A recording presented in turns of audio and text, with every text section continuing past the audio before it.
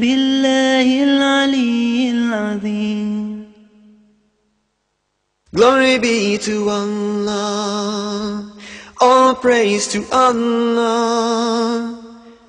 There is no God but Allah, Allah is great.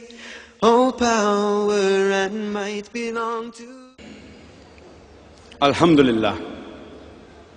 Wassalatu wassalam ala Rasulillah wa ala ali wa sahbihi ajmain. Amma ba'd. A'udhu billahi minash shaitanir rajim. Bismillahir rahmanir rahim. Wa'atasimu bihablillahi jami'an wa la tafarraqu. Rabbi shrah li sadri wa yassir li amri wahlul 'uqdatam min lisani yafqahu qawli.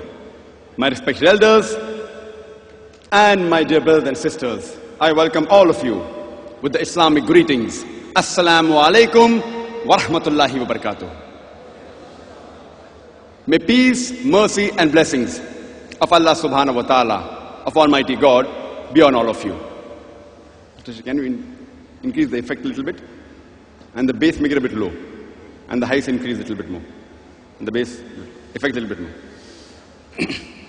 The topic of this evening's talk is unity in the Muslim Ummah. Little less. The topic is unity in the Muslim Ummah. This is an important, a unique, and a very sensitive talk. Important because none of the Muslims will disagree that there is no unity in the Muslim Ummah. So it's a very important topic. It is a unique topic because, as most of you may be aware, that most of my talks are targeted towards da'wah, targeted towards the non-Muslims as well as the Muslims together. And I usually give two types of talks. One type which is related to comparative religion. For example, similarities between Hinduism and Islam, similarities between Islam and Christianity, Muhammad sallallahu alaihi wasallam in Hindu scriptures, Muhammad sallallahu alaihi wasallam in the world, various world scriptures. Is Jesus God? Was Jesus Christ, peace be upon him, crucified? And various talks. These talks, though they are targeted or meant for the non-Muslims, giving them knowledge about Islam and the comparative religion, it even benefits the Muslims to a great extent to do dawah amongst the non-Muslim friends. So it's for both. Though the topic is on comparative religion, it's meant for both. For the non-Muslims giving knowledge about Islam, and for the Muslims giving knowledge about comparative religion, how to do dawah. The other group of talks that I give is mainly on issues which are current, which the media attacks Islam. For example, women's rights in Islam. Or people think today is the age of science and technology, Islam is outdated, so Quran and modern science. These talks of second groups, it caters to both. The Muslims get knowledge about the rights of the women in Islam, about how scientific the Islamic religion. At the same time, the Muslims are also educated about the religion, about the good points, about the haqq of the religion. There are very few talks which I have given, hardly any, which especially cater only to the Muslims. For example, Al-Quran, should it be read with understanding? Because some of the Muslims say that Quran should not be read with understanding, so I gave that talk. Or dawah or destruction.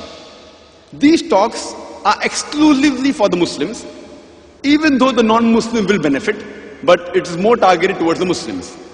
So today's talk, I say, is unique because it's mainly meant for the Muslims.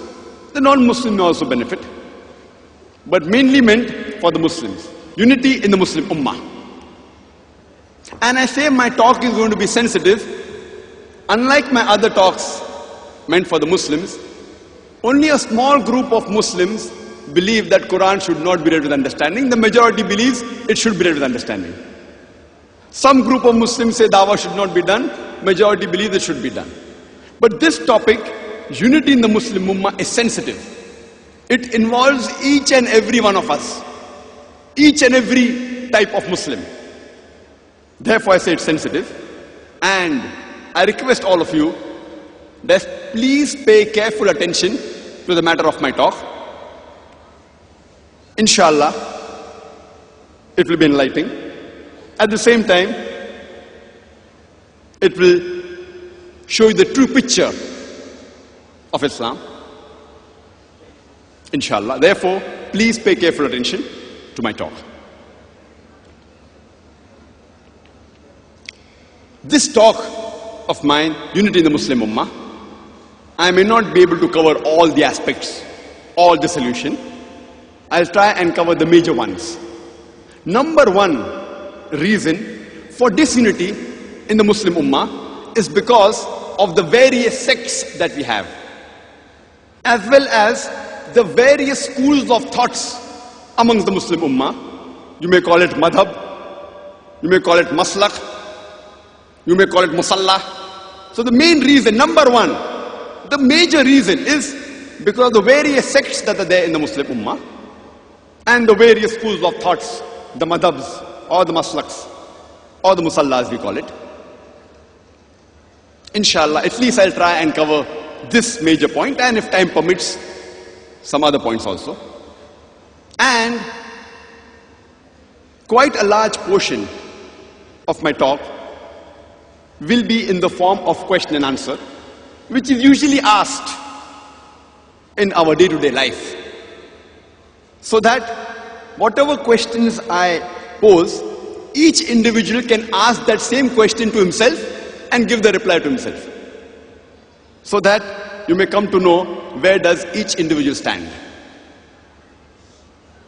And as most of you know, the master key for dawah or for Islam, according to me, in the Quran, the verse of the Quran is Surah Al-Imran, chapter number 3, verse number 64, which says, Kul ya ahlal kitab, say, O people of the book, ta'alaw ila kalmatin sawa'im bainana bainakum, come to common terms as between us and you.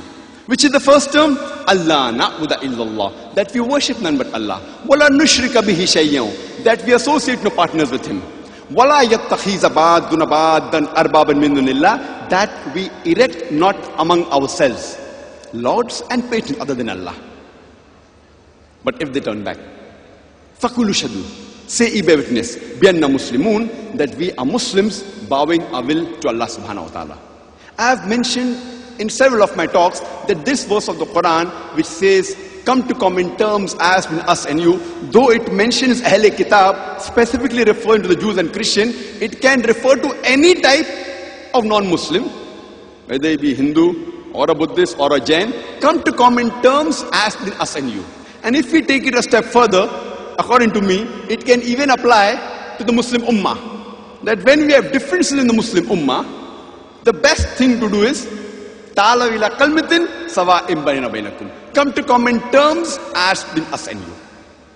So this part of the verse, according to me, can also be used for the Muslim Ummah, and it is the best way for doing Islah, for correcting the Muslim, for getting them to the straight path. Normally, when you ask any Muslim, which is the most authentic and best book of Islam, which is the best source of knowledge in Islam, can anyone guess?